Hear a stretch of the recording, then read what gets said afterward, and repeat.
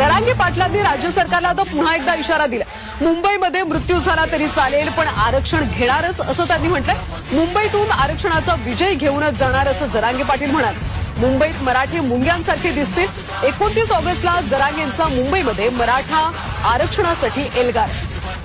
राज्य सरकारने 29 ऑगस्टच्या आत आमच्या मागण्या पूर्ण कराव्यात, अन्यथा मुंबईत मराठी मुंग्यांसारखे दिसतील असा इशारा मराठा आंदोलक मनोज जरांगे यांनी राज्य सरकारला दिला। मला भेटायला येणारे प्रत्येक नेते हे आमच्या मागण्या पूर्ण करण्याबाबत मुख्यमंत्री फडणवीस यांच्याशी चर्चा करतात। मात्र तरी सुद्धा मागण्या पूर्ण न झाल्यास यावेळी मुंबईत मराठी मुंग्यांसारखी दिसतील असा इशारा जरांगे पाटलांनी दिला। नुसतं विजयच घेऊन येईल, मरून येईल नाही तर विजय घेऊन येईल। मोकळा माघार येत नाही। गरीबाच्या लेकराला मोठं केल्याशिवाय मी माग हटत नाही।